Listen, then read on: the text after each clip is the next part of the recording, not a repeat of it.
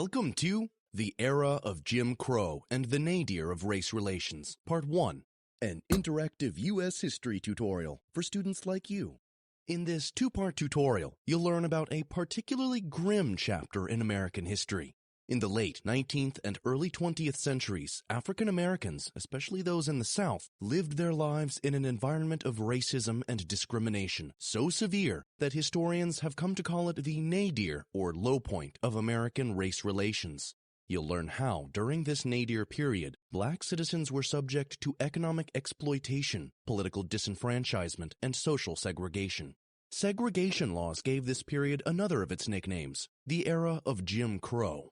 You'll learn how the landmark Supreme Court decision Plessy v. Ferguson legalized segregation and about the epidemic of lynching that characterized the nadir period. Finally, you'll learn how and why the era of Jim Crow finally came to an end. Let's begin. Let's start with a review of the Reconstruction era. Reconstruction began as the Civil War ended in 1865. At great cost, the Union had defeated the short-lived Confederate States of America, 11 slaveholding states in the South, seen here in red, that had attempted to secede from or leave the United States. When it began, the Union had not waged war explicitly to end slavery, but the Civil War soon evolved into a war for emancipation as well as union. President Abraham Lincoln had declared most slaves free with his Emancipation Proclamation, and in 1865, the 13th Amendment to the Constitution made it official, ending American slavery for all time. Politically, socially, and economically, the American South was in disarray after the war.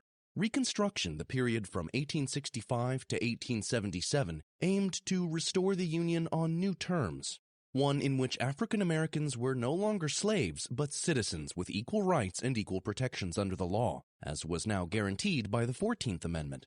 This included the right of black men to vote, as was now guaranteed by the 15th Amendment. At first, under policies widely called radical at the time, Southern states made progress toward this goal. African Americans voted and even served in Congress. But many white Southerners resisted these changes. They resented what they saw as Northern intrusion into the politics of their states. Many fought back both politically and through violence. The Ku Klux Klan and other groups arose to terrorize black citizens and prevent them from exercising their new rights, especially the right to vote.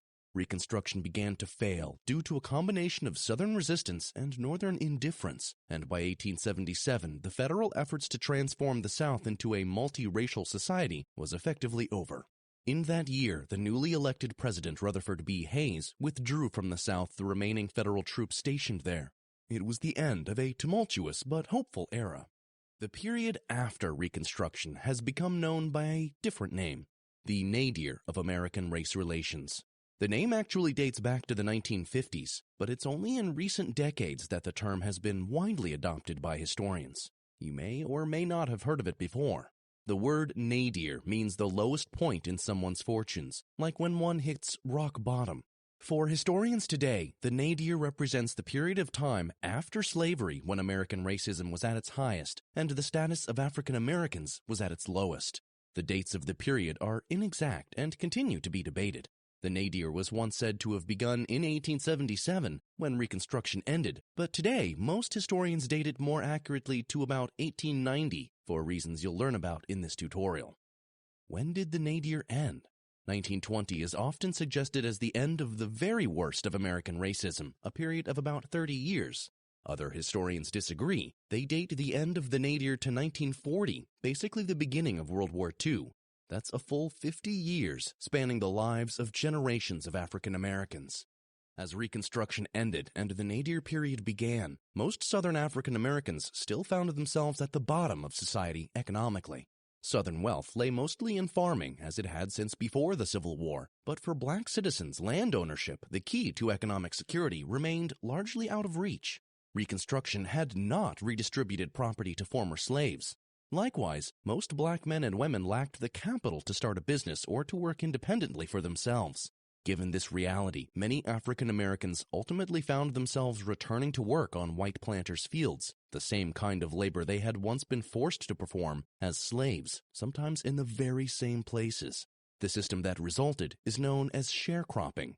Sharecropping was something of a compromise between former masters and former slaves. Planters who needed laborers to work their land and produce profits divided their plantations into small farms. Most were fewer than 40 acres. They then rented these farms to workers and their families who lived on the land and farmed it. Instead of paying their landlords in cash, farmers paid them with a share of their crops, usually about half of what they grew, sometimes more. The remainder was theirs to sell in exchange for food or clothing. Sharecropping quickly grew to dominate the South, becoming the basis of its agriculture in the coming decades. For black sharecroppers, the arrangement provided some real degree of freedom and independence. They lived in their own homes and worked at their own pace. They could enjoy family life and divide their labors as they saw fit. It was certainly better than slavery. But ultimately, sharecropping became an obstacle, not an opportunity, to gaining economic security. Almost always, the system exploited those who worked the land. Most sharecroppers lived in poverty. The meager profits they made from their share of the crop made saving money or getting ahead almost impossible. Sharecropping left some tenants perpetually trapped in debt to their landlords, unable to leave the land for better jobs or opportunities even if they wanted to. This meant that for most black Southerners, social mobility, the ability to rise in economic class and better one's circumstances, was almost non-existent. Another exploitative practice that hurt African Americans economically was debt peonage, sometimes called debt slavery. Debt peonage occurred when workers, including many sharecroppers, owed more to their employers than they could pay back and had to agree to work for free in order to pay it off. Sometimes the debt could never be paid, and the cycle of work without pay became continuous. Other forms of debt peonage were even more flagrant. Black Americans could be arrested for minor crimes or even on trumped-up charges in the era of Jim Crow. Since many were unable to pay the fines or legal fees, local employers would sometimes pay for their release in exchange for forced unpaid labor until their debt was paid off. In other cases, state or county prisoners could be leased out in large groups to private entities, plantation owners, factories, or railroads, and forced to labor against their will. Convict leasing, as the practice was known, could be highly profitable for the states that leased out prisoners for profit. In those states, not surprisingly, prison populations rose dramatically. Tenfold increases are not uncommon.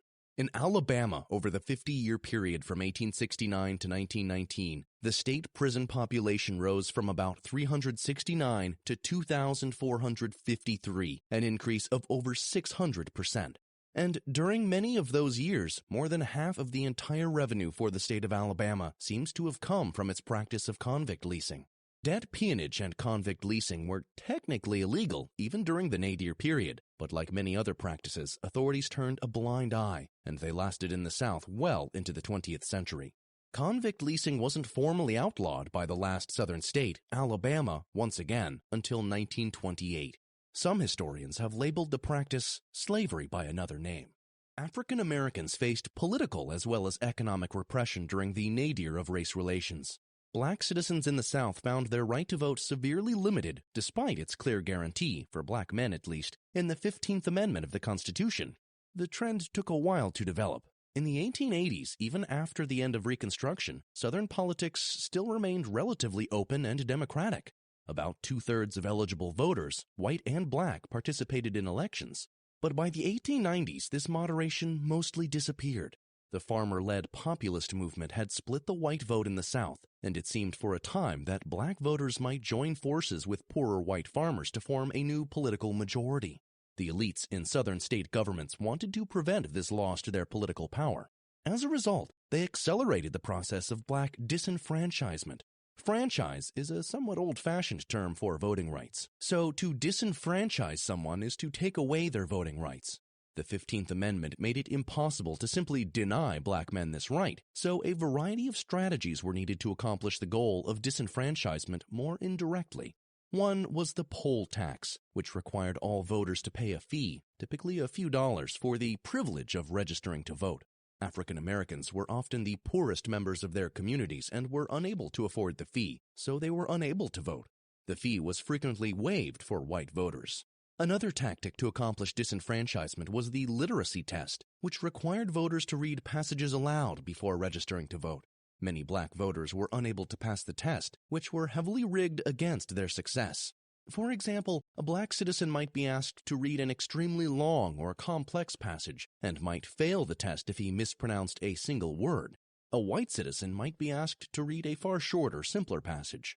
In addition to, or instead of, a literacy test, a character test was sometimes administered. It consisted of personal questions, but also usually obscure questions about the state's constitution. A black voter might be asked to name his state's Secretary of Agriculture, for example. If he didn't know, he couldn't register to vote.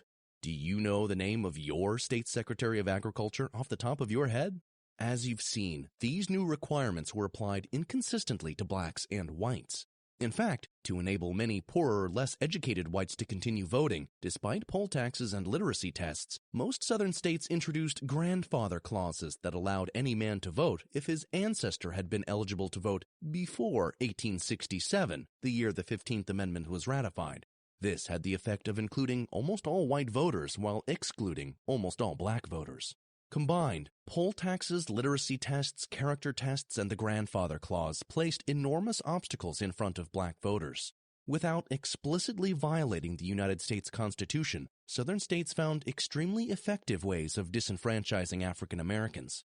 In Alabama, for example, in the year 1900, there were 121,159 literate black men over the age of 21 who should have been eligible to vote. The number of black men who were actually registered to vote was 3,742 for the entire state. You've already learned how African Americans in the South faced economic and political repression during the Nadir period. The other indignity black citizens faced was social segregation, known by the nickname of Jim Crow. Beginning after Reconstruction and lasting in many places until the 1960s, Jim Crow laws segregated black and white Southerners into two separate societies, whose members lived and worked side by side but rarely interacted as public equals. When they were sick, black and white patients visited different hospitals and were seen by different doctors. It was against the law for a black patient to be treated in a whites-only hospital. In bus and train stations, black and white passengers were required to sit in separate waiting rooms and had separate ticket windows. Segregation extended to the vehicles themselves. Separate train cars were designated for white and black passengers, or partitions divided cars into segregated sections. On public buses, the front rows were typically designated for white passengers only. Black passengers could sit in the other rows, but if the bus became full, they were required to vacate the middle rows and sit in the back only. Schools were strictly segregated by race. White students and black students attended separate elementary schools, junior high schools, and high schools. And in the South, public colleges and universities were segregated by race as well. In North Carolina, not only were schools segregated, but so were the physical textbooks. A state law required that books shall not be interchangeable between the white and colored schools, but shall continue to be used by the race first using them. Restaurants were typically whites only or colored only. In some states, the laws allowed restaurants to serve both races, but only if they offered partitioned seating sections as well as separate entrances for both races. Essentially, two separate restaurants under the same roof. Black and white citizens did not get their hair cut at the same barber shops. They were buried in separate cemeteries or separate parts of them. They did not use the same toilets, water fountains, telephone booths, laundromats, or hotels. They did not use the same beaches, campgrounds, public parks, swimming pools, or baseball fields. Movie theaters, if they weren't completely segregated, had separate seating sections. Usually black patrons sat in the back rows or up in a balcony. Throughout the entire nation, the U.S. Armed Forces, the Army, Navy, Marines, and Coast Guard were segregated. Black and white soldiers and sailors served in separate units with those of the same race. Southern society during the nadir of race relations was very concerned, even a little obsessed, about the mixing of the races. One of the most common justifications given for the existence of segregation laws was that they needed to maintain racial purity to keep black and white people from producing mixed-race children. As a result, Jim Crow laws made racial intermarriage illegal, with some variations from state to state. Florida's law prohibited marriage between a white person and a person of Negro descent to the fourth generation inclusive, meaning that if a man or a woman had a great-grandfather or a great-grandmother who was considered black, they could not marry a white individual. In Florida, even cohabitation was illegal. A black man and a white woman, or vice versa, could not habitually live in and occupy in the nighttime the same room. Violators could be sentenced to up to a year in jail. Speaking out against Jim Crow would be a crime in and of itself. In Mississippi, it was illegal to print, publish, or circulate written matter urging arguments or suggestions in favor of social equality or of intermarriage between whites and Negroes. Although Jim Crow was largely a Southern phenomenon, segregation laws were also found in states not commonly thought of as part of the South. New Mexico, Missouri, and Kansas segregated their schools. Arizona, Utah, California, and Wyoming had state laws prohibiting intermarriage. It's been a pleasure learning with you so far. This isn't the end of the story, but it is the end of part 1 of this tutorial. In part 2, you'll learn about those who tried to fight against the racism and segregation of the Nadir period, and how they eventually succeeded. See you soon!